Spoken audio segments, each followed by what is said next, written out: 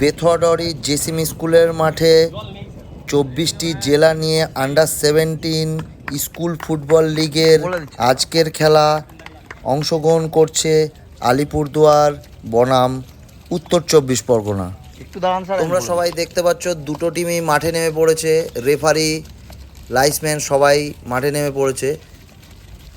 তো একটা জিনিস দেখলাম, মাঠের পরিস্থিতি খুবই খারাপ যেহেতু বৃষ্টি হয়েছে, যার জন্যে মাঠ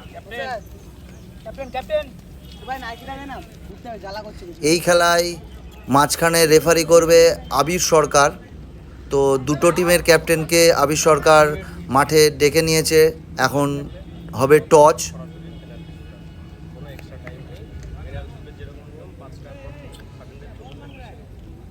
তো টস শুরু হয়ে গেছে।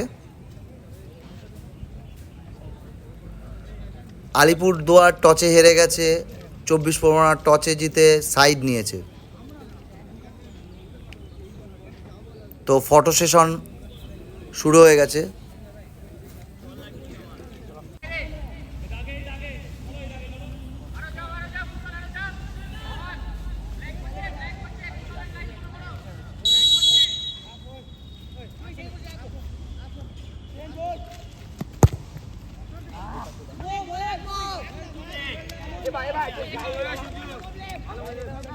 একটা জিনিস ফুটবল প্লেয়ারদের খুবই অসুবিধা হচ্ছে, যেটা হচ্ছে মাঠের মধ্যে জল আটকে থাকার জন্যে।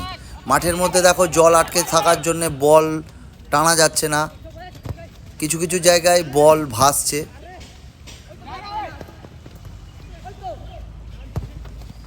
আন্ডার-17 স্কুল লিগের টুর্নামেন্টে আর একটা জিনিস দেখলাম, যে মাঠের চারিপাশে ছোট ছোট বাচ্চা বল বয়, যারা প্রত্যেকজন বিভিন্ন কোণায় বসে আছে, বল সুন্দরভাবে তারা মাঠের মধ্যে দিয়ে দিচ্ছে।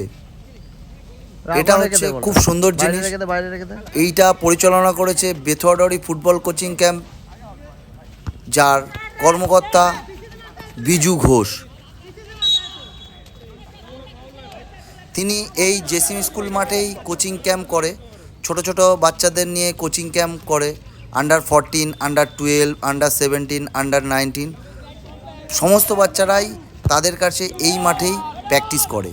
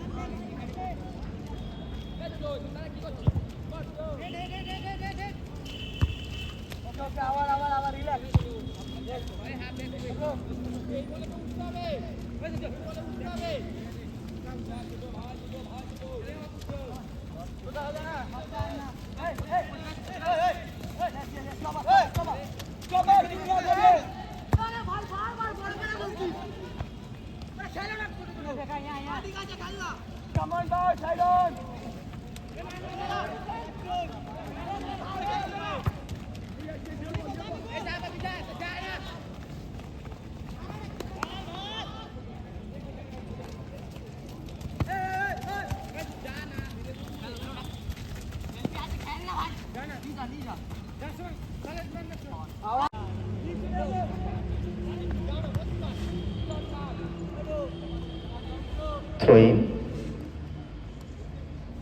থ্রো ইন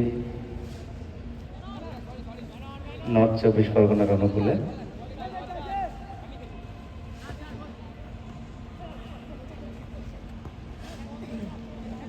আক্রমণে যাওয়ার চেষ্টা করছে 5 নম্বর জার্সিধারী খেলোয়াড় সতীর্থ খেলোয়াড়ের পায়ে বল। এখনো পর্যন্ত ফার্স্ট হাফে গোল 0-0। তো দেখা যাক। বক্সে বল তুলেছে। তো নর্থ 24 পরগনা খুব কপাল খারাপ, বল আটকে যাওয়ার জন্যে আলিপুরদুয়ার ওই বল আটকানো বল গোলে মারে এবং গোল হয়। তো এই পর্যন্ত আলিপুরদুয়ার 1-0 গোলে এগিয়ে আছে, খেলা প্রায় শেষের দিকে। তো খেলা শেষ হয়ে গেছে, আলিপুরদুয়ার 1-0 গোলে জয়লাভ করেছে। তো খেলা শেষে একে অপরের সাথে হাত মেলাচ্ছে।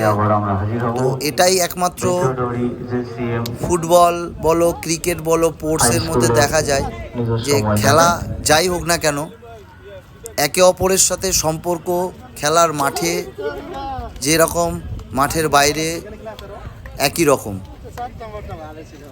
এই যে ভালোবাসাটা, এটা একমাত্র স্পোর্টস জীবনে যারা আছে, স্পোর্টসের মধ্যে যারা আছে, তারাই একমাত্র বুঝবে, জানবে, দেখে।